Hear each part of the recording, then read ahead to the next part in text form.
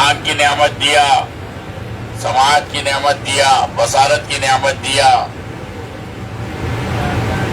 دیکھنے کی طاقت دیا، ان لوگوں سے اس دیکھنے کی، بصارت کی اہمیت کو ہم دریافت کر لیں جن کو اللہ پاک نے بصارت کی، دیکھنے کی طاقت سے محروم کر دیا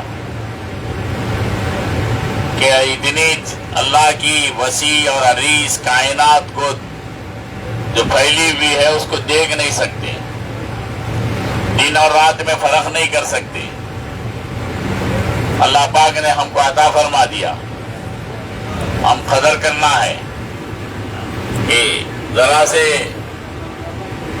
دھندلا پن آ گیا تو آدمی لاکھوں روپے خرچ کر کے اپنے دھندلے پن کو دور کرنے کی کوشش کرتا ہے، اچھے سے اچھے ماہر ڈاکٹر کے پاس جاتا ہے، علاج کراتا ہے، اطباء کے پاس جاتا ہے، حکما کے پاس جاتا ہے، اپنی اللہ کی دی ہوئی اس نعمت کو برقرار رکھنے کے لیے۔ سماعت کی نعمت ہے، سننے کی نعمت ہے، اس میں ذرا سا فرق ہو گیا تو آدمی کو کتنی فکر ہو جاتی ہے، اس کے گھٹنوں کے اندر درد ہو جاتا ہے تو آدمی کتنی فکر کرتا ہے کہ یہ گھٹنوں کا جو درد ہے یہ دور ہو جاوے۔ اب یہ 2-3 دن ہم لوگ جو دوڑ دھوپ کیے ہیں، جو چلے پھرے ہیں، اس سے ہمارے پیروں کے اندر جو تکلیف ہوئی، ہمارے ایڑیوں کے اندر جو تکلیف ہوئی، ہمارے بدن کے اندر جو تھکاوٹ ہوئی، اس کو دور کرنے کے لیے ہم کتنے فکر مند تھے۔ اللہ تعالیٰ کی نعمتوں کا ہم شکر کرنا ہے۔ ان تمام نعمتوں کے اندر سب سے قیمتی جو نعمت ہے اللہ پاک کی، وہ ایمان کی نعمت ہے۔ ایمان جیسا قیمتی سرمایہ، اس کے تعلق سے ہم کو چوکنا رہنا ہے۔ ایک انسان کو دنیا کی سب چیزیں مل گئی، دنیا کی بادشاہت مل گئی، دنیا کا مال و دولت مل گیا، خزانے مل گئے، ایمان کے دولت سے محروم رہا، سمجھ لو اسے کچھ نہیں ملا، کیونکہ پوری دنیا کی اللہ کے پاس قیمت مچھر کے پر کے برابر بھی نہیں ہے۔ اللہ پاک قرآن کے اندر فرماتے ہیں، جس کا خلاصہ ہے، اگر ایمان والوں کو گرانی نہ ہوتی، ان کافر مشرکین کے چھتوں کو، دروازوں کو ہم سونے چاندی کے بنا دیتے۔ اس کی کوئی حیثیت نہیں ہے۔ فرعون کو سب کچھ ملا، حامان کو سب کچھ ملا، قارون کو سب کچھ ملا، نمرود کو سب کچھ ملا، ایمان کی دولت سے محروم رہے۔ سب کچھ ملنے کے باوجود یہ محروم کہلائیں گے۔ شداد کو سب کچھ ملا، قارون کو اتنا بڑا خزانہ ملا کہ وہ زمین میں دھسنے سے پہلے بنی اسرائیل کے اندر کچھ لوگ ایسے تھے جو مال کو پسند کرتے تھے۔ وہ لوگ کہنے لگے کہ قارون کتنا خوش نصیب ہے کہ اسے اتنا بڑا مال ملا، اتنے خزانے ملے۔ جب زمین کے اندر دھسایا گیا تو وہی لوگ جو قارون کو خوش نصیب سمجھتے تھے کہنے لگے اللہ اچھا ہوا کہ اللہ نے قارون جیسا ہمیں نہیں بنایا۔ شداد کو اتنا دے دیا اللہ پاک، وقت کے نبی سے پوچھنے لگا کہ ارے جنت کہتے ہیں، وہاں کیا ملتا ہے؟ بولے ایسے محلات ہوتے ہیں، ایسے باغات ہوتے ہیں، ایسے جنت کا ایسا دروازہ ہوتا ہے، ایسے جو ہے اس کے اندر چیزیں ہوتی ہیں، ایسی نعمتیں ہوتی ہیں۔ وہ کون سی بڑی بات ہے، میں بھی بنا دیتا ہوں۔ دنیا کے اندر جنت بنا دیا، جنت کا پورا جو ہے نا نمونہ بنا دیا۔ جب اس کا جنت کے دیکھنے کا موقع آیا، اس کے سامنے سواریاں لائی گئی، ہر سواری کو ریجیکٹ کرتا رہا۔ اس میں سلیکٹڈ سواری پر بیٹھ کر وہ اکڑ کے ساتھ اپنے جنت کو دیکھنے کے لیے جب نکلا ہے، جنت کے اندر ابھی داخل نہیں ہوا، رکاب کے ایک سواری کے ایک رکاب پہ پیر ہے، ایک پیر نیچے لٹکا ہوا ہے۔ ویسے وقت ملک الموت علیہ السلام آ گئے اس کی روح قبض کرنے کے لیے۔ دنیا کا معاملہ ہے. بنی اسرائیل کے اندر ایک بہت بڑا ظالم جابر متکبر بادشاہ بھی گزرا ہے. اس کے پاس سب کچھ تھا. ایک مرتبہ وہ ایک دعوت کیا. اب اس دعوت کے اندر خود ایک تخت پہ بیٹھا ہوا ہے, اکڑ کے ساتھ بیٹھا ہوا ہے, کسی کے اوپر نگاہ جمانے کو تیار نہیں. ویسے وقت میں اس کے دروازے پر ایک پٹیچر قسم کا آدمی فقیروں جیسا لباس پہنا ہوا, فقیروں جیسا جھول ہاتھ میں گلے میں پڑا ہوا اس کے دروازے پہ آ گیا. زور زور سے کیواڑوں کو پیٹنا شروع کر دیا. بادشاہ کہنے لگا اپنے خدام سے کہ جا کے دیکھ لو دروازے پہ اتنی زور سے کون کیواڑے پیٹ رہا ہے. آگے خدام کہنے لگے کہ بادشاہ بنا ایک فقیر قسم کا آدمی فقیروں جیسا لباس پہنا ہوا وہ آگے زور زور سے کیواڑوں کو پیٹ رہا ہے. کہنے لگا اس کا مذاق تم نے نہیں چکایا, وہ آپ سے ملنا چاہتا ہے. ارے ایسے فقیر آدمی سے ہم ملیں گے؟ ابھی یہاں گفتگو چل رہی ہے. وہ فقیر آدمی اندر داخل ہو گیا. آتے ہی بادشاہ سے کہنے لگا کہ میں ملک الموت ہوں. ملک الموت کا نام سنتے ہی بادشاہ کے زمین پیروں تلے زمین نکل گئی. وہ کہنے لگا, عاجزی کرنے لگا, آپ جو کچھ لینا چاہتے ہیں لے لو. یہ میرا مال لے لو, یہ میرا محل لے لو, میرے بدلے میں کسی دوسرے کی روح قبض کر لو. وہ تھوڑی ہوگا. جب وقت کسی کا آ جاتا ہے فَإِذَا جَاءَ أَجَلُهُمْ لَا يَسْتَأْخِرُونَ سَاعَةً وَلَا يَسْتَقْدِمُونَ. کسی کا وقت آ جاتا ہے تو ایک ساعت کی نہ مہلت دی جاتی ہے نہ تاخیر کی جاتی ہے. وقت مقررہ پر ہر ایک کی دنیا سے روح قبض کر لی جاتی ہے. جس کا وقت آ جاتا ہے اس کو ملک الموت لے کے چلے جاتے ہیں. اس لیے میرے عزیز و دوستو بزرگوں, زندگی کا کوئی بھروسہ نہیں ہے. ملک الموت علیہ السلام کس وقت کسی کے پاس کب آ جاتے ہیں پتہ نہیں چلتا. امیر غریب, پڑھا لکھا ان پڑھ, شہر والا دیہات والا, دیندار اور بے دین, کافر مسلمان, سب کی روح قبض کرنے کے لیے وہ آ جاتے ہیں.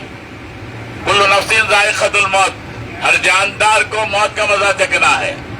کل من علیہا فان, ہر چیز کو فنا ہونا ہے. نہ زمین رہے گی, نہ آسمان رہے گا, نہ چاند رہے گا, نہ سورج رہے گا, نہ ستارے رہیں گے, نہ سیارے رہیں گے. ہر ایک کو اللہ پاک فنا کر دیں گی. وہ وقت آنے سے پہلے ہم سب کو آخرت کی تیاری کرنا ہے. اللہ تعالیٰ نے سب ایمان والوں پر اسلام کے 5 چیزوں کو فرض کیا. اس میں سب سے پہلی چیز ایمان ہے. ایمان, ہم جو کلمہ پڑھتے ہیں لا الہ الا اللہ محمد الرسول اللہ صلی اللہ علیہ وسلم, یہ کلمہ بنیاد ہے. بنیاد. ایمان کے بغیر کوئی آدمی نہ جنت میں جا سکتا ہے نہ دوزخ سے بچ سکتا ہے. اور انسان کا کوئی عمل اس وقت تک کے قابل قبول نہیں جب تک کہ اس کا ایمان کامل نہ ہو. ایمان کامل کی, ایمان کے بچانے کی ہم سب کو فکر کرنا ہے. ایمان کو بنانا بھی ہے, ایمان کو بچانا بھی ہے, ایمان کے ساتھ دنیا سے رخصت ہونا ہے. سب سے پہلا جو سوال خبر کے اندر پوچھا جائے گا, من رب کا, تیرا رب کون ہے؟ ما دینوں کا, تیرا دین کیا ہے؟ من نبیوں کا, تیرے نبی کون ہے؟ یہ 3 سوال خبر کے اندر کیے جائیں گے. اور میدان محشر میں ہر ایک سے 5 سوال کیے جائیں گے. تجھے جو زندگی دی, زندگی کو تو نے کہاں گزارا؟ تجھے جو جوانی دی تھی, اس جوانی کو تو نے کیسے گزارا؟ تجھے جو مال دیا گیا تھا, یہ مال کیسے حاصل کیا؟ اس کے ذرائع حلال تھے یا حرام تھے, جائز تھے یا ناجائز تھے؟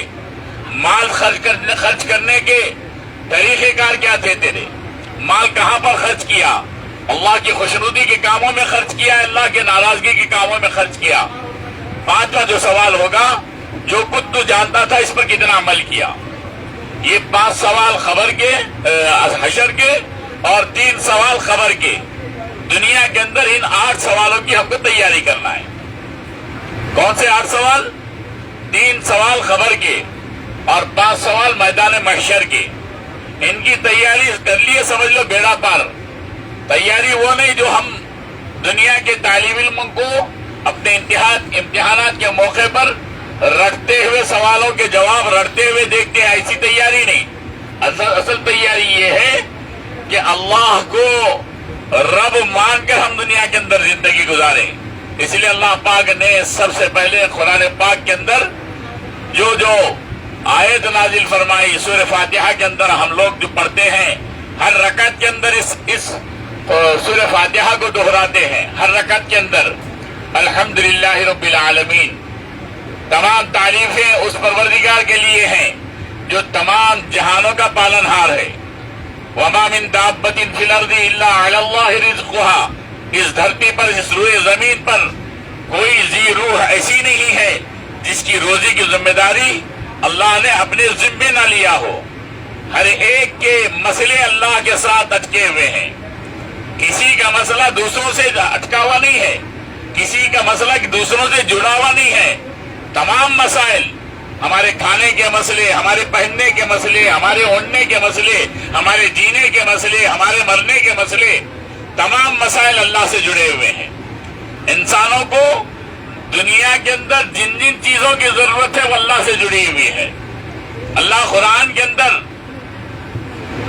فرماتے ہیں، کیا فرماتے ہیں؟ کہ اولاد کا دینا بھی اللہ کے ہاتھ میں ہے. کسی کو نرینہ اولاد دے دے، کسی کو اختیار نہیں کہ نرینہ اولاد دے دے. اللہ کسی کو نرینہ اولاد دے دیتے ہیں، کسی کو لڑکیاں دے دیتے ہیں، کسی کو لڑکیاں اور لڑکے دے دیتے ہیں، اور کسی کو اللہ پاک بغیر اولاد کے دنیا سے رخصت کر دیتے ہیں. یہ سب اللہ کے اختیار میں ہے.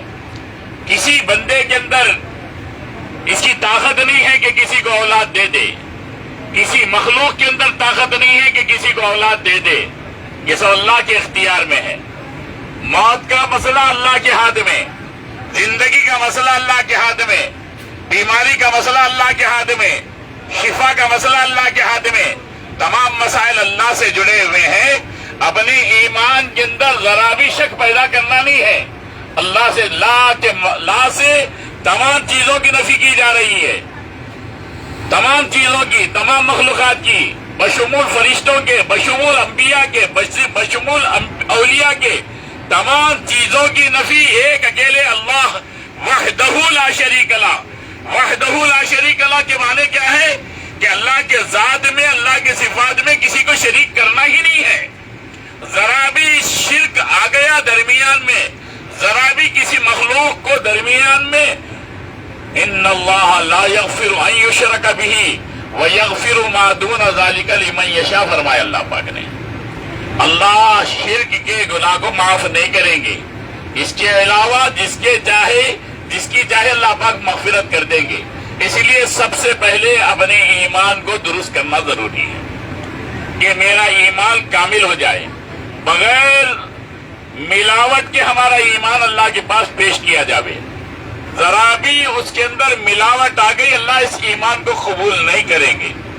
کوئی آدمی اپنے بستر پر کسی غیر محرم کو پسند نہیں کرتا، ایسے ہی اللہ اپنے توحید میں، اپنی ذات میں کسی کو شامل ہونا پسند نہیں کرتے. اس لیے طے کر لیں کہ اپنا خالص ایمان. ابھی یہاں پر آئے اللہ وحدہ لا شریک لہ کے بلاوے سے آئے ہیں. اس لیے اللہ پاک سے ہم خوب مانگ لیں کہ اللہ ہمیں کامل ایمان کے ساتھ دنیا سے رخصت ہونا ہمارے لیے مقدر فرما دے. ہاں، پچھلی زندگی سے سچی اور پکی توبہ ہم کو کرنا ہے. پچھلی زندگی سے سچی اور پکی توبہ کرنا ہے. سب سے پہلے یہ ذہن میں بٹھا لیں کہ ایمان اتنا قیمتی سرمایہ ہے کہ جب تک کہ اس دھرتی پر ایک بھی ایمان والا باقی رہے گا اللہ دنیا کے نظام کو چلائیں گے. ایمان والا ختم ہو گیا، دنیا کا نظام ختم کر دیا جائے گا. دنیا کا نظام ختم کر دیا جائے گا. ایمان اتنا قیمتی سرمایہ ہے، اتنا قیمتی سرمایہ ہے کہ اس کی فضیلت اتنی قیمتی ہے کہ ساتوں زمین اور ساتوں آسمان یہ ترازو کے ایک پلے میں رکھ دیا جاوے اور دوسرے پلے میں یہ کلیمے کے بول رکھ دیے جاوے تو یہ کلیمے والا پلہ بھاری ہو جاوے گا۔ سیدنا موسیٰ علیہ نبینا علیہ الصلوۃ والتسلیم نے اللہ تبارک و تعالیٰ سے عرض و معروض کیا کہ اے پروردگار مجھے کوئی ذکر ورد تعلیم فرما دیجئے۔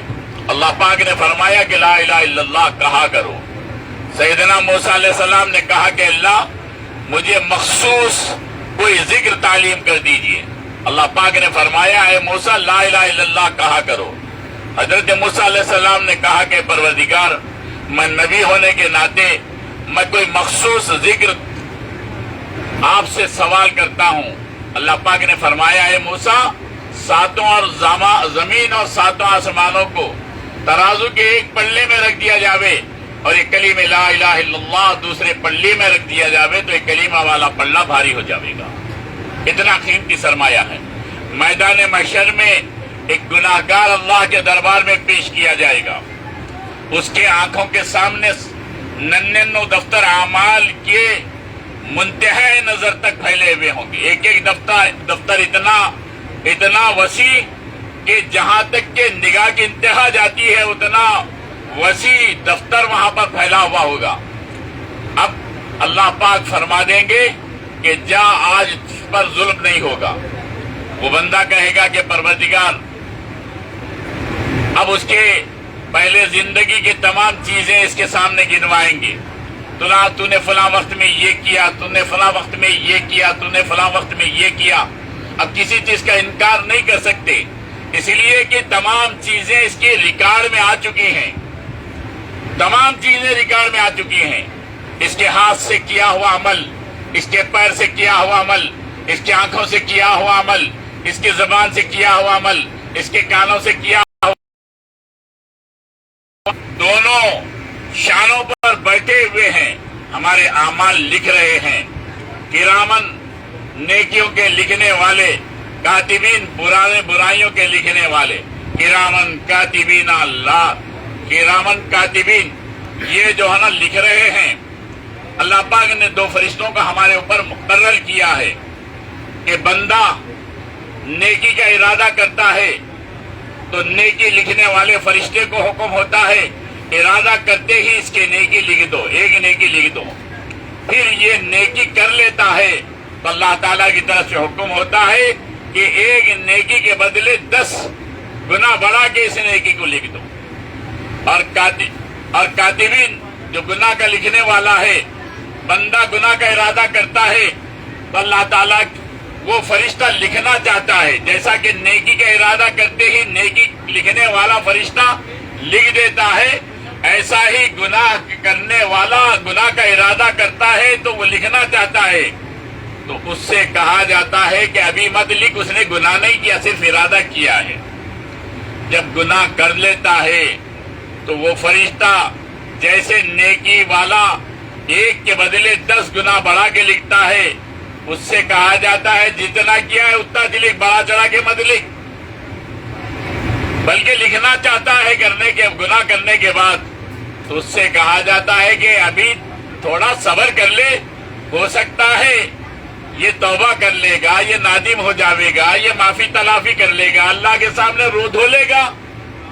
اس کو موقع دیا جاتا ہے، اتنا موقع دیا جاتا ہے کہ وہ توبہ کر لے۔ اس کے بعد موقع دینے کے بعد بھی توبہ نہیں کرتا تو اس کو حکم ہوتا ہے اتنا ہی لکھ جتنا اس نے کیا ہے، زیادہ بڑا چڑھا کے مت لکھ۔ ہاں، لکھنے کے بعد پھر وہ زندگی میں وہ گناہ اس کو یاد آ گیا، پھر یہ توبہ کر لیا، اللہ کے سامنے نادم ہو گیا، رو دھو لیا، تو اللہ پاک کیا کرتے ہیں، وہ لکھے ہوئے گناہ کو بھی مٹا دیتے ہیں اور جو لکھا ہے اس کو بھی بھلا دیتے ہیں۔ ایسے کریم اللہ کو چھوڑ کر ہم ادھر ادھر جھانک لے، یہ ہمارے شان کے خلاف ہے۔ اس لیے اس پروردگار کے طرف ہم رجوع کر لیں، اس سے معافی مانگ لیں، اس سے جو ہے نا ہم لو لگا لیں، اس سے ہم مانگنے والے بن جاویں جو 70 ماہوں سے زیادہ محبت رکھنے والا ہے۔ تو طے کر لیں گے ہم سب مل کے، یہ عہد کر لیں گے میدان مینا کے اندر، اس حج کے جو ہے نا اللہ کے مشاعر ہیں، اللہ کی یہ نشانیاں ہیں، عرفات، مزدلفہ اور مینا، جو جہاں پر انبیاء اکرام علیہ السلام بھی آئے ہوئے ہیں، صحابہ بھی آئے ہیں، صلحاء صالحین بھی آئے ہیں، اولیاء اکرام بھی آئے ہیں، لاکھوں انسانوں کی، لاکھوں صحابہ کی، 1 لاکھ سے زیادہ صحابہ کی اور لاکھوں اولیاء اللہ کی یہاں پر دعائیں توبائیں قبول ہوئی ہیں، اور یہ عہد کر کے وہ لوگ گئے ہوئے ہیں کہ جو ہے نا آج کے بعد ہماری زندگی اللہ کی نافرمانی کی طرف نہیں چلے گی، نہیں جھکے گی، ہم ادھر نہیں جائیں گے، ہم بھی عہد کر لیں اللہ کے اس یعنی بلائے ہوئے جگہ پر کہ آج کے بعد ہم اللہ کی نافرمانی نہیں کریں گے، بغاوت نہیں کریں گے، اپنے ایمان کو بنانے کی فکر کریں گے، اور امام الانبیاء احمد مجتبی محمد الرسول اللہ صلی اللہ علیہ وسلم کی کامل تابعداری کریں گے۔ کس کی تابعداری کریں گے؟ لا الہ الا اللہ محمد الرسول اللہ، یہ کلمے کے 2 جز ہیں۔ پہلا جز لا الہ الا اللہ، نہیں ہے کوئی معبود سوائے اللہ کے، نہیں ہے کوئی رازق سوائے اللہ کے، نہیں ہے کوئی محافظ سوائے اللہ کے، نہیں ہے کوئی خالق سوائے اللہ کے۔ یہ پورا عہد کر لیں گے کہ ہم کلمے کے پہلے جز کے مطابق اپنے ایمان کو بنائیں گے۔ دوسرا جز ہے محمد الرسول اللہ صلی اللہ علیہ وسلم، حضرت محمد صلی اللہ علیہ وسلم کو ہم آخری نبی، اپنے پیارے نبی کو ایسا یعنی ہم ایسی اتباع کریں گے، ایسا مانیں گے کہ آپ کی اتباع کے بغیر ہماری کامیابی ہی نہیں ہے۔ محمد الرسول اللہ نہیں ہے کوئی معبود سوائے اللہ کے، اور حضرت محمد صلی اللہ علیہ وسلم اللہ کے بندے اور رسول ہیں۔ ہم ان کے رسالت پر، ہم ان کی نبوت پر ایمان لائے ہیں، اسی ایمان کے ساتھ ہمارا خاتمہ ہو جاوے، اسی ایمان کے ساتھ ہم رخصت ہو جاویں۔ حضور صلی اللہ علیہ وسلم کی اتباع کے بغیر ہماری کامیابی نہیں ہے۔ اللہ پاک فرماتے ہیں قُلْ إِن كُنتُمْ تُحِبُّونَ اللَّهَ فَاتَّبِعُونِي يُحْبِبْكُمُ اللَّهُ وَيَغْفِرْ لَكُمْ ذُنُوبَكُمْ وَاللَّهُ غَفُورٌ رَحِيمٌ۔ اے ہمارے حبیب صلی اللہ علیہ وسلم، آپ فرما دیجئے ان کنتم تحبون اللہ، جو یہ کہتے ہیں کہ ہمیں اللہ سے محبت ہے، آپ ان سے فرما دیجئے فَاتَّبِعُونِي، وہ آپ کی تابعداری کرے، وہ آپ کے نقش قدم پہ چلے، وہ آپ کی چال چلے۔ جو آپ کی تابعداری کریں گے، جو آپ کے نقش قدم پہ چلیں گے، جو آپ کی کامل اتباع کریں گے، یحببکم اللہ، اللہ ان سے محبت کریں گے۔ اللہ کی محبوبیت، اللہ کی خوشنودی، اللہ کی رضامندی حضور کی تابعداری میں چھپی ہوئی ہے، حضور کی اتباع میں چھپی ہوئی ہے۔ اللہ کے پیارے حبیب صلی اللہ علیہ وسلم کی تابعداری ایسی کرنا ہے کہ زندگی کے تمام شعبوں میں کامل اتباع کرنا ہے حضور کی، کامل اتباع کرنا ہے حضور کی۔ حضور کی اتباع کے بغیر ہمیں کامیابی مل ہی نہیں سکتی۔ دنیا کے جتنے طور و طریقے ہیں، ان کے اندر اللہ پاک نے 100% ناکامی رکھی ہے۔ امام الانبیاء محمد الرسول اللہ صلی اللہ علیہ وسلم کی اتباع میں اللہ پاک نے 100% کامیابی رکھی ہے۔ اب ہمارے زندگی کے ہر چیز کے اندر حضور کے طریقوں کو دیکھنا ہے۔ میرے کھانے میں، میرے پینے میں، میرے اٹھنے میں، میرے بیٹھنے میں، میرے چلنے میں، میرے پھرنے میں، ہر زندگی کے ہر موڑ پہ حضور کی تابعداری کرنی ہے۔ اور ہمارے آقا رسول اللہ صلی اللہ علیہ وسلم ہمیں بے یار و مددگار چھوڑ کے نہیں گئے، ہماری ہر جگہ رہبری فرمائے ہیں۔ کوئی زندگی کا شعبہ اور زندگی کا کوئی موڑ ایسا نہیں ہے جہاں پر ہمارے آقا کی رہبری نہ ملتی ہو۔ ہر جگہ ہمارے کو خود ساتھ رہبری فرمائے ہیں۔ زندگی کے 5 شعبے ہیں، ایمانیات ہے، عبادات ہے، اخلاقیات ہے، معاملات ہے، معاشرت ہے۔ یہ 5 شعبوں کے اندر 100% دین کو لانا ہے. یہ 5 شعبے ہیں زندگی کے، ان کے اندر 100% دین کو لانا ہے. ہاں معلوم کر لیں، ہر چیز کو معلوم کرنے کی کوشش کرتے ہیں. ذرا صحت میں بگاڑ آ گیا فوراً ڈاکٹر سے ہم رجوع ہوتے ہیں. ارے میرے ایمان کے اندر بگاڑ آ گیا، میرے زندگی کے گزارنے میں بگاڑ آ گیا، میرے شادی کے موقع پر، میرے منگنی کے موقع پر، میرے زندگی کے کام کاجوں کے موقع پر، میری تجارت کے موقع پر، میرے جو ہے نا زندگی کے تمام شعبوں میں کیا کبھی دین کو معلوم کر کے میں نے عمل کیا؟ اللہ کے پیارے حضور صلی اللہ علیہ وسلم اسی جگہ پر حجۃ الوداع کے موقع پر حضور صلی اللہ علیہ وسلم نے ایک وسیع اور عریض خطبہ دیا تھا. کیا دیا تھا؟ وسیع اور عریض خطبہ دیا تھا. اس وقت کیا فرمایا تھا؟ کیا فرمایا تھا؟ اسی جو ہے نا میدان کے اندر، عرفات کے میدان کے اندر قرآن کی آخری آیتیں نازل ہوئی تھی. الیوم اکملت لکم دینکم واتممت علیکم نعمتی ورضیت لکم الاسلام دینا. آج کے دن الیوم اکملت لکم دینکم، ہم نے دین کی تکمیل کر دیا. اب دین کے اندر کوئی اضافے کی، کوئی نئی چیز کے لانے کی گنجائش نہیں رہی. واتممت علیکم نعمتی، میرے خزانے میں جو نعمتوں کی تکمیل تھی آج کے دن میں نے تکمیل کر دی. اور رضیت لکم الاسلام دینا فرمایا، آج کے دن میں دین اسلام سے راضی ہو گیا. دین اسلام کیا ہے؟ اللہ کی کتاب اور رسول اللہ کی سنت، اس کے مطابق ہماری زندگی گزارنا ہے. ہاں قرآن و سنت کے مطابق ہماری زندگی گزر جاوے. قرآن کے منشے کے خلاف ہماری زندگی نہیں گزرے گی، رسول اللہ کے طریقے کے خلاف ہماری زندگی نہیں گزرے گی. آج طے کر لیں ہم. رسول اللہ صلی اللہ علیہ وسلم نے فرمایا تھا، جس کا خلاصہ ہے کہ میں تمہارے درمیان 2 چیزوں کو چھوڑ کے جا رہا ہوں. کیا چھوڑ کے جا رہا ہوں؟ 2 چیز کو چھوڑ کے جا رہا ہوں. ایک کتاب اللہ ہے، ایک کتاب اللہ ہے. دوسرے میرا طریقہ ہے، میری سنت ہے، میرے ارشادات ہیں، میری احادیث ہیں. یہ 2 چیزیں ہم مضبوطی کے ساتھ تھامنا ہے.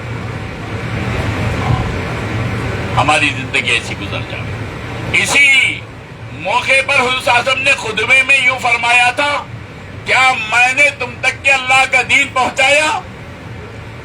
کیا میں نے تم تک اللہ کا دین پہنچایا؟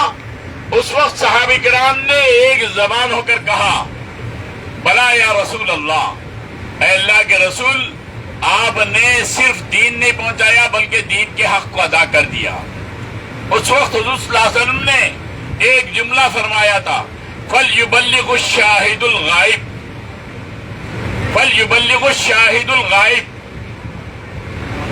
میں نے پہلے تو فرمایا اللہم اشہد، اللہم اشہد، اللہم اشہد، اے اللہ آپ گواہ رہیے، اے اللہ آپ گواہ رہیے، اے اللہ آپ گواہ رہیے.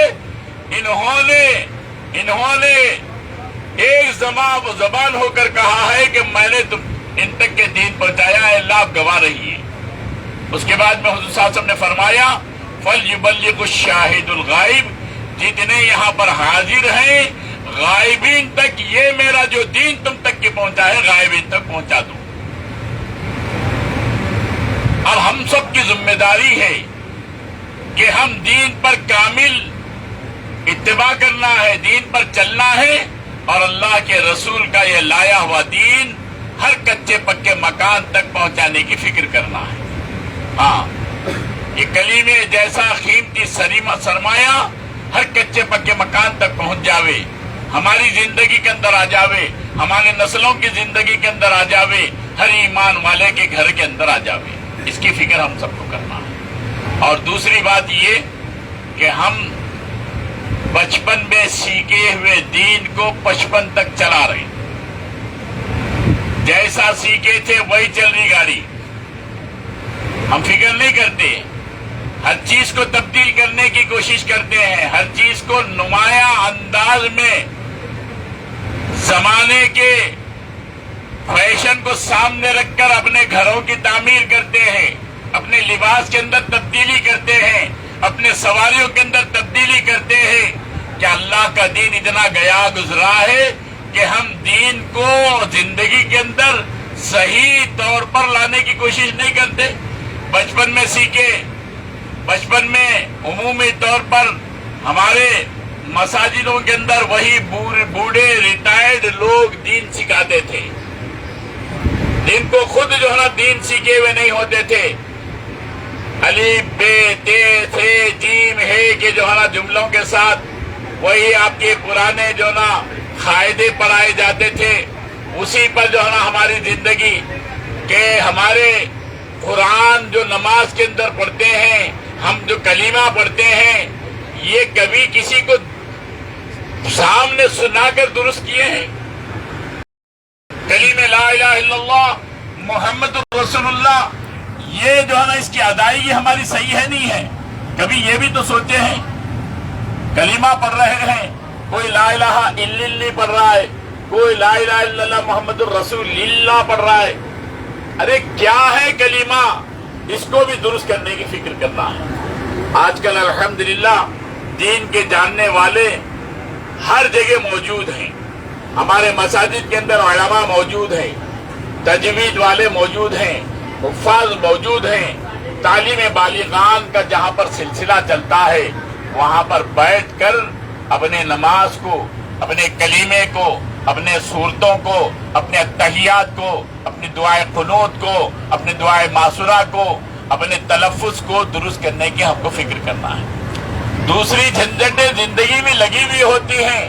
نواسی کی شادی، پوترے کی شادی، پوتری کی شادی، ٹھیک ہے یہ بھی جو ہے نا ہم اپنی نگرانی میں کروا لیں، مگر ہمارے دنیا سے جانے کا کب وقت آئے گا، ملک الموت کب آئیں گے، ان کے آنے سے پہلے اپنے کلیمے کو درست نہیں کر لیے، اپنی نماز کو درست نہیں کر لیے، اپنے تحیات دعائے قنوت کو درست نہیں کر لیے، اسی جو ہے نا پرانی نماز کے ساتھ، اسی جو ہے نا گھسے پیٹے جو ہے نا دین کے ساتھ، اسی جو ہے نا ٹوٹے پھوٹے دین کے ساتھ اگر اللہ کے دربار میں جائیں گے تو کیا اللہ اس دین کو قبول کر سکیں گے؟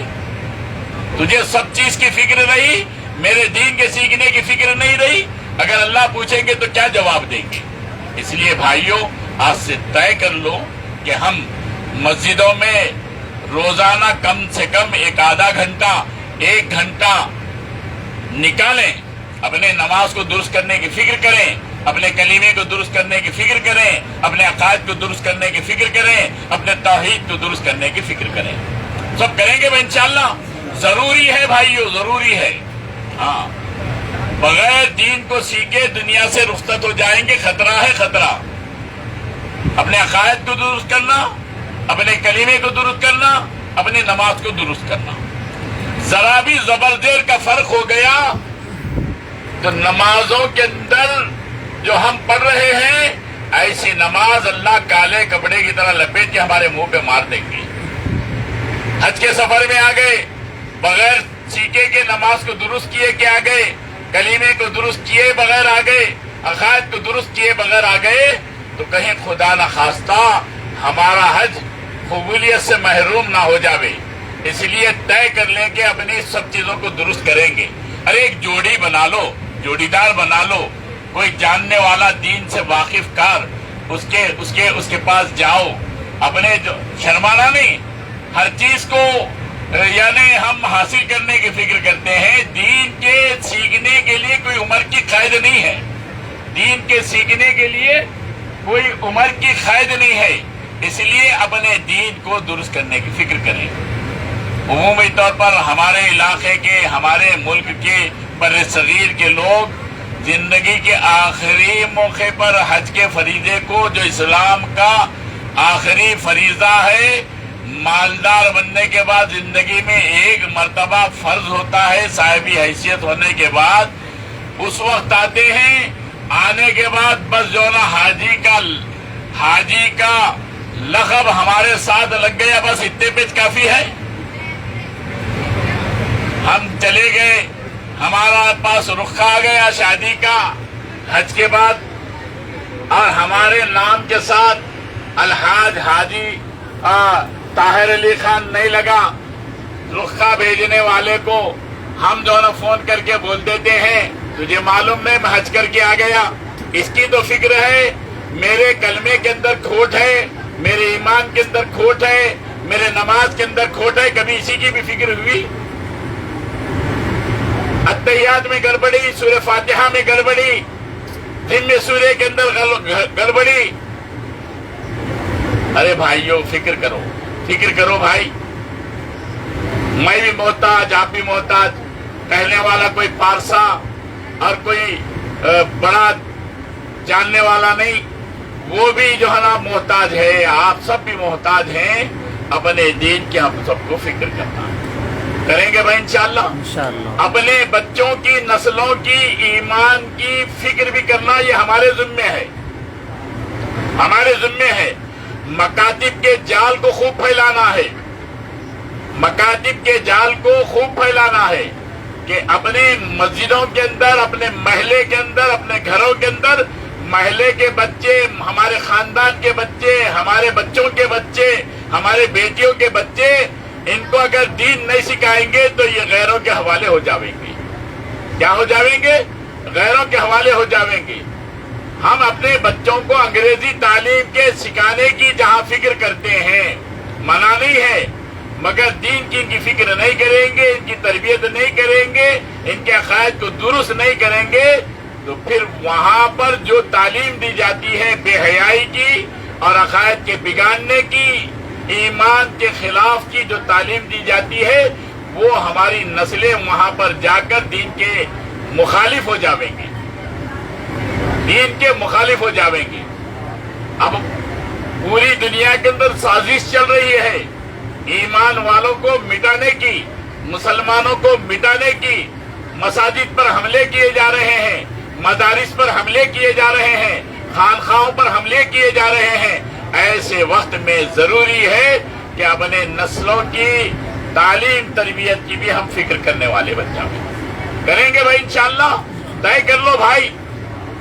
ہر چیز کے اصل میں کیا ہے, اپنے بچوں کے فیسوں کو دینے کے پاس ہمارے پاس پیسہ ہے, ان کے ٹیوشنوں کے لیے پیسہ ہے, ان کے ناز نخروں کو پورا کرنے کے لیے ہمارے پاس پیسہ ہے, مگر وہی مکتب چلانے والے معلمین, علماء, حفاظ کو دینے کے لیے ہمارے پاس پیسہ نہیں.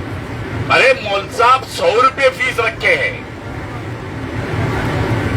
500 روپے دیتے ہیں بچوں کو اسکول میں فیس, 1000 روپے ٹیوشن کی فیس دے دیتے ہیں. اس کے لیے پیسہ ہے, مگر معلمین کے لیے, حفاظ کے لیے, علماء کے لیے دینے کے لیے ہمارے پاس پیسہ نہیں ہے. اللہ پیسہ دیے ہیں, اس پیسے کے تعلق سے بھی پوچھو گی مال کہاں سے کمایا, کہاں خرچ کیا, کہاں سے کمایا, کہاں خرچ کیا.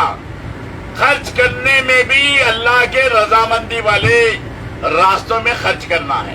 تو طے کر لو کہ انشاءاللہ اپنے نسلوں کو بھی دیندار بنانے کی, ان کو راہ راست پر, ایمان پہ جمانے کی ہم فکر کریں گے بھائی انشاءاللہ. اچھا, اللہ کے پیارے حبیب صلی اللہ علیہ وسلم کی فکر کیا تھی؟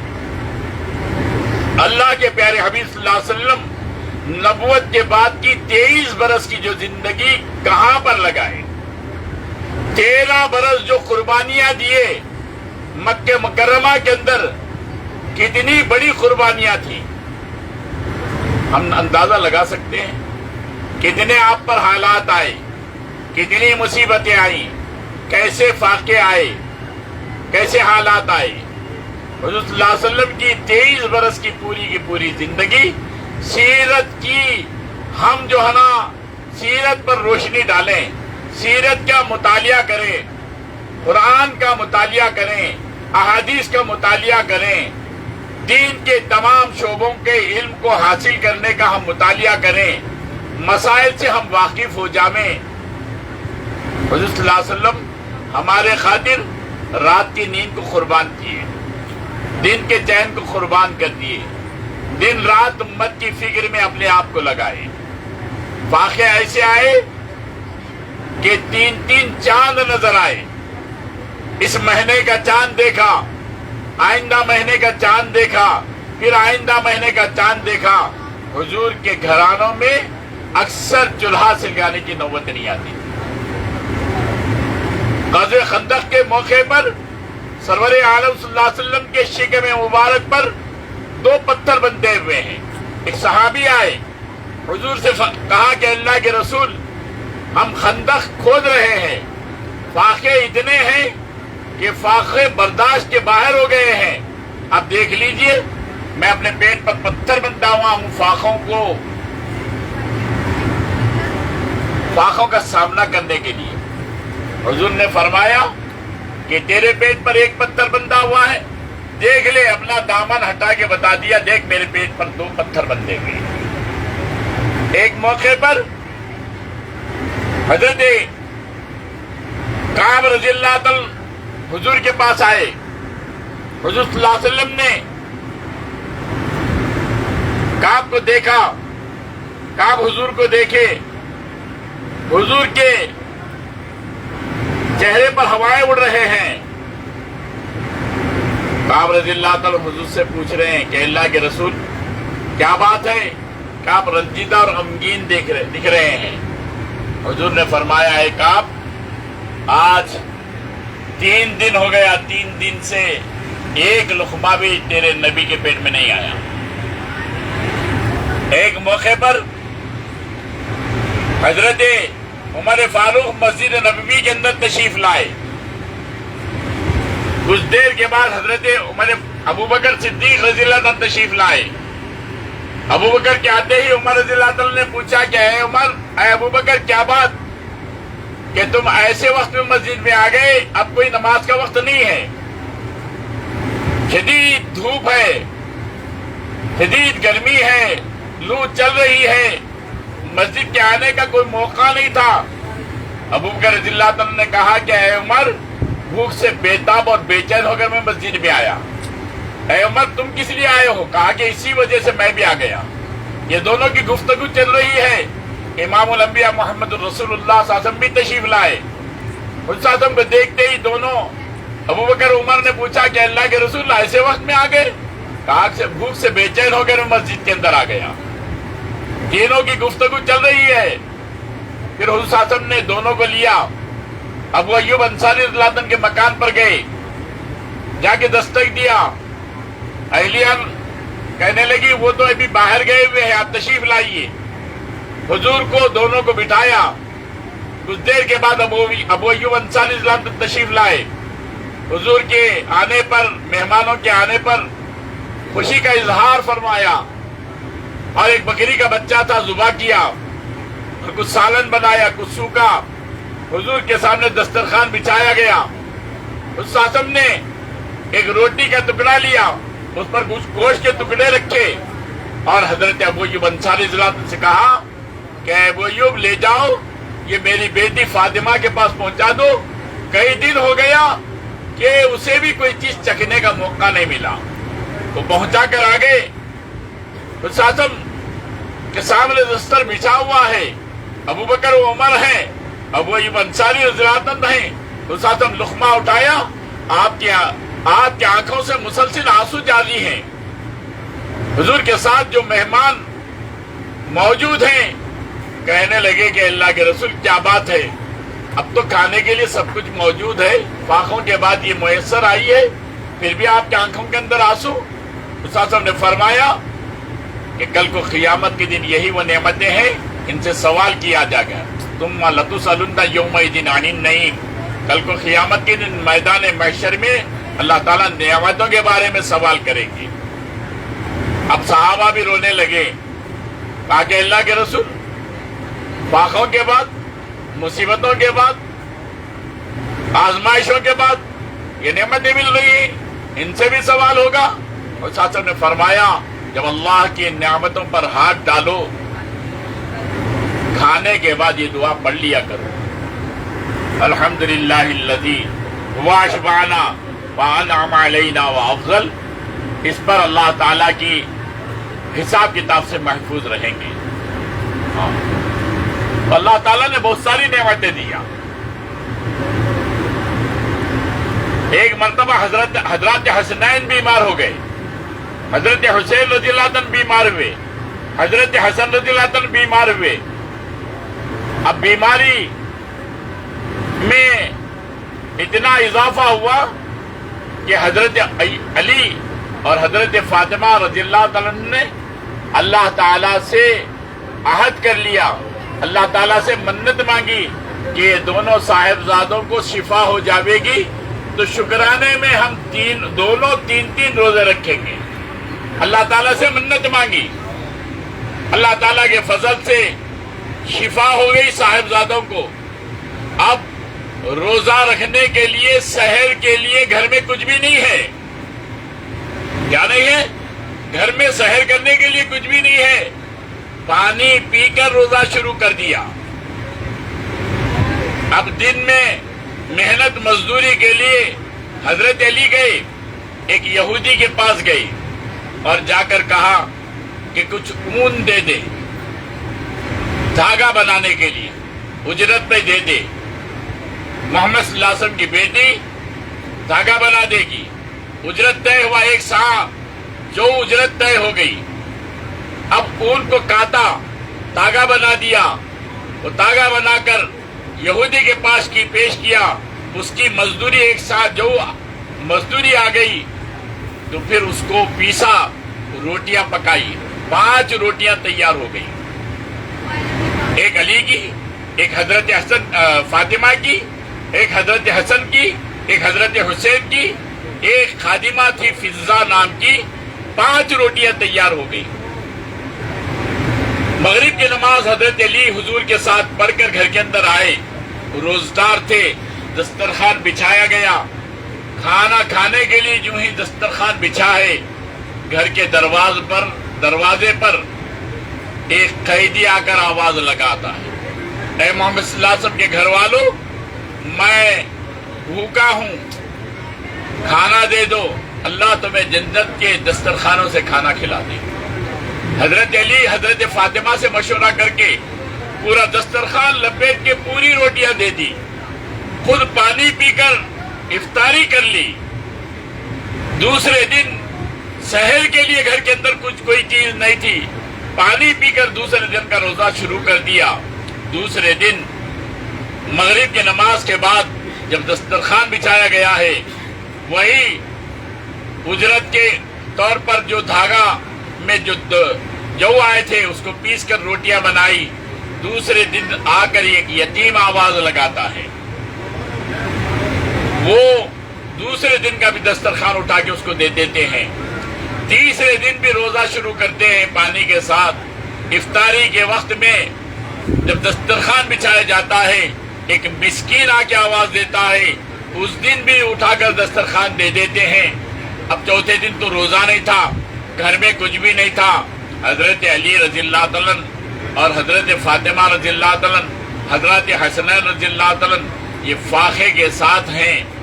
حضرت علی رضی اللہ تعالیٰ حضور کے سامنے جاتے ہیں، ان کی کیفیت کو دیکھ کر حضور حضرت فاطمہ کے گھر میں تشریف لاتے ہیں۔ اب اللہ تعالیٰ کی طرف سے قرآن کی آیتیں سورہ دہر کے اندر نازل ہو جاتی ہیں، وَيُطْعِمُونَ الطَّعَامَ عَلَىٰ حُبِّهِ مِسْكِينًا وَيَتِيمًا وَأَسِيرًا، کہ اپنے اوپر ترجیح دیتے ہیں یہ لوگ، یتیموں پر، مسکینوں اور قیدیوں پر خرچ کرتے ہیں، اللہ کے رسول اپنے سینے سے لگا دیتے ہیں۔ حضرت فاطمہ کے پاس جب حضور تشریف لاتے ہیں تو 3 دن کے فاقوں کے بعد بھی کوئی شکایت شکوہ نہیں ہے، اللہ کے سامنے مصلی پہ ٹھہری ہوئی ہے، کنپٹیاں اندر دھسی ہوئی ہے، پیٹ کمر کو لگا ہوا ہے، گال چپکے ہوئے ہیں، یہ نماز میں ٹھہری ہوئی ہیں۔ حضور تشریف لاتے ہیں اپنی بیٹی کو ملنے کے لیے تو اللہ تعالیٰ کے پاس سے حضرت جبرائیل آتے ہیں سورہ دہر کی آیتیں لے کے، وَيُطْعِمُونَ الطَّعَامَ عَلَىٰ حُبِّهِ مِسْكِينًا وَيَتِيمًا وَأَسِيرًا۔ ایسے واقعے، ایسے حالات، ایسی مصیبتیں ہمارے آقا کی، آقا چاہتے تو پوری دنیا کو اللہ پاک سونا چاندی کے بنا دیتے۔ کئی مرتبہ پیشکش ہوئی یہ مکے اور مدینے کے پہاڑوں کو سونے اور چاندی کے آپ کے لیے بنا دیے جاویں، ہیرے جواہرات کے آپ کے لیے بنا دیے جاویں، یا اناج کے ڈھیر کے طور پر آپ کے سامنے رکھ دیے جاویں۔ حضور نے اس کو پسند نہیں کیا، بلکہ حضور نے پسند کیا کہ ایک مرتبہ میں شکم سیر ہو جاؤں، اللہ کا شکر ادا کروں، اور جب مجھے فاقہ آ جاوے تو میں اللہ سے مانگنے والا بن جاؤں اور صبر کرنے والا بن جاؤں۔ یہ ہمارا آقا کی زندگی ہمارے سامنے ہے۔ ہمارے پاس آج کل کیا نہیں ہے؟ ارے اتنا ہے، اتنا ہے، اتنا ہے، برسوں نہ کمائیں تب بھی ہمارے پاس بچا ہوا رہے گا۔ اتنا رہنے کے باوجود بھی ہم اللہ کی طرف رجوع نہ ہو، اللہ کا شکر ادا نہ کریں، اللہ سے مانگنے والا نہ بن جاوے، اپنے دین کی فکر نہ کرے، یہ ہمارے لیے صحیح نہیں ہے۔ ہم حضور کے امتی ہیں، حضور کا نام لیوا ہے، حضور کی فکروں کو اوڑھنے والے بن جاوے۔ حضور کی فکر یہ تھی کہ ایک ایک امتی جہنم سے بچ کر جنت میں جانے والا بن جاوے۔ ایک مرتبہ حضرت انس رضی اللہ عنہ کہتے ہیں، ایک مرتبہ رسول اللہ صلی اللہ علیہ وسلم رنجیدہ اور غمگین بیٹھے ہوئے ہیں، اتنے رنجیدہ کہ اللہ تعالیٰ کو یعنی حضرت جبرائیل کو بھیجنا پڑا۔ حضرت جبرائیل آئے، حضور سے دریافت کر رہے ہیں، اللہ تعالیٰ آپ کو سلام فرما رہے ہیں اور پوچھ رہے ہیں کیا بات ہے میں کہ اپنے حبیب کو رنجیدہ اور غمگین دیکھ رہا ہوں۔ اللہ جانتے ہیں، جاننے کے باوجود آپ کے دل کی تسلی کے واسطے اس طرح سے سوال کیے جاتے تھے۔ حضور نے فرمایا، اے جبرائیل، میری امت کا غم مجھے ستا رہا ہے، امت کی فکر بڑھ رہی ہے کہ کل کو قیامت ان کا کیا حال ہوگا۔ حضور صلی اللہ علیہ وسلم کے اس پوچھنے پر، اس کہنے پر جبرائیل نے پوچھا کہ اللہ کے رسول، مسلمانوں کے بارے میں یا کفار کے بارے میں؟ حضور نے فرمایا، مسلمانوں کے بارے میں مجھے فکر ہے، یہ محنتوں کے بعد، قربانیوں کے بعد یہ اسلام کے اندر داخل ہو گئے کہ کل کو قیامت کے دن کہیں ان کا بیڑا غرق نہ ہو جاوے، اس لیے مجھے فکر ہے۔ تو حضرت جبرائیل حضور کو ساتھ میں لیے ایک قبرستان تشریف لے گئے جہاں پر قبیلے بنو سلمہ کے لوگ دفن تھے۔ وہاں پر جا کر ایک قبر پر ایک پر مارا اور کہا، قم بإذن اللہ، اللہ کے حکم سے کھڑا ہو جا۔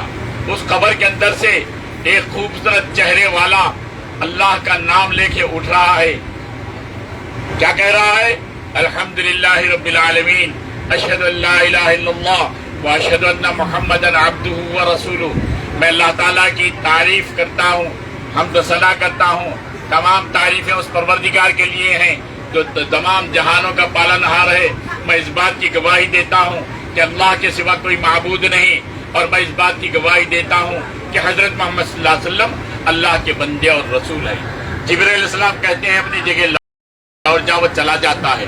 دوسری خبر پر دوسرا پر مارتے ہیں اور کہتے ہیں، قم بإذن اللہ، اللہ کے حکم سے کھڑا ہو جا۔ اس قبر کے اندر سے کالا منہ کیری آنکھوں والا کھڑا ہو جاتا ہے اور کہتا ہے، ہائے افسوس، ہائے شرمندگی، ہائے مصیبت۔ جبرائیل علیہ السلام کہتے ہیں اپنے جگہ چلا جا۔ پھر حضور سے کہتے ہیں جبرائیل علیہ السلام، اے اللہ کے رسول، کہ جیسی زندگی گزاریں گے ویسی موت آئے گی، اور جیسی موت آئے گی قیامت کے دن ویسے ہی کھڑے کیے جائیں گے۔ ہاں، افسوس کس آدمی کو ہوتا ہے، شرمندگی کس آدمی کو ہوتی ہے، مصیبت کس آدمی کو ہوتی ہے جس کے زبان سے یہ تین جملے نکل رہے ہیں، ہائے افسوس، ہائے شرمندگی، ہائے مصیبت۔ افسوس اس آدمی کو ہوتا ہے جس کو جو چانس ملا تھا وہ چانس ہاتھ سے نکل گیا، زندگی کا چانس ملا تھا ہاتھ سے نکل گیا، کچھ کر نہیں سکا۔ جوانی کا چانس ملا تھا ہاتھ سے کچھ کرنا تھا، ہاتھ سے نکل گیا، افسوس ہوتا ہے۔ ہاں، ایک کھیتی والے کو کھیتی باڑی کے لیے ایک چانس ملتا ہے، زمین کے درست کرنے کا، ناگر کنٹی مارنے کا، بیج بونے کا، کہ وہ جو چانس ملتا ہے اس چانس کا فائدہ نہیں اٹھاتا تو پھر افسوس کے اندر دوسرے کھیت والے، دوسرے زمین والے اپنے کھیتوں سے अनाज का ढेर लेके जाते हैं अपने घरों को, ये हाथ मलते रहता है। ऐसे ही हमें जिंदगी का मौका मिला था, तालिब इल्म को मौका मिलता है साल भर इम्तिहान की तैयारी करने का और ट्यूशन पढ़ने का, क्लासेस अटेंड करने का और जो है सबक याद करने का। वो चांस निकल गया इम्तिहान के दिन, वो अफसोस करता है पर्चा देखकर कि हाय अफसोस, हाय शर्मिंदगी। शर्मिंदा वो आदमी होता है जब रिजल्ट निकलता है। रिजल्ट क्या आ गया? दूसरे लड़कों का रिजल्ट कामयाब, डिस्टिंक्शन आ गया। खेत वाले का रिजल्ट क्या आया? अनाज के ढेर थैले भर भर के ही अपने घरों को लेके जा रहा है। ताजिर, अरे दुकान वक्त पे खोलकर वक्त पे बंद करना था, रमजान का पूरा सीजन दुकान बंद करके मेरा चला गया। हाय अफसोस, हाय शर्मिंदगी। शर्मिंदा होता है।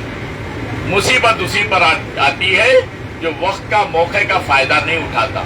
ऐसे ही जो लोग जिंदगी का फायदा नहीं उठाते वो मुसीबत में आ जाते हैं, शर्मिंदगी में आ जाते हैं, परेशानियों में आ जाते हैं। जिब्राइल हुजूर से कह रहे हैं, ऐ अल्लाह के रसूल, जो जिंदगी जैसी गुजारेंगे उनकी मौत वैसी ही आएगी, जो जिनकी जैसी मौत आएगी क़यामत के दिन वैसे ही उठाए जाएंगे। अरे खाली रोटी रोजी के चक्कर में पूरी जिंदगी कट गई और कमाने के चक्कर में पूरी ही जिंदगी कट गई। ऐसे ही एक अभी चंद दिन पहले एक साहब का मेरे सामने एक साहब तज़किरा कर रहे थे। क्या कर रहे थे तज़किरा? एक साहब की 35 लाख सैलरी थी, बाहर आ गए, 35 लाख सैलरी थी। 35 लाख सैलरी में वो अपने हर जिंदगी के हर मोड़ पर अपने हर चीज को नुमाया करने की कोशिश में लगी। मकान ऐसा बनाए, हर चीज को एकदम जो है ना पूछ लो पर आला दर्जे पर। अब वो यहाँ पर बैठ के फोनों पर इंजीनियर्स को, आर्किटेक्ट्स को यहाँ से इंस्ट्रक्शन दे रहे हैं, वो ऐसा होना, उसकी वीडियोग्राफी करके बता दो, ऐसा करो, ऐसा करो, ऐसा करो। उनको एक सफर में अटैक हो गया। उनका मकान वहां पर तैयार हो चुका है, ये वहां पर पहुंच भी नहीं सकी। जिंदगी ऐसा बेभरोसा है। हाँ, आगाह अपनी मौत से कोई बशर नहीं, सामान है 100 बरस का पल की खबर नहीं। जगह जी लगाने की दुनिया नहीं है, ये इबरत की चाह है, तमाशा नहीं है। हाँ, एक दिन मरना है, आखिर मौत है, कर ले जो करना है, आखिर मौत है।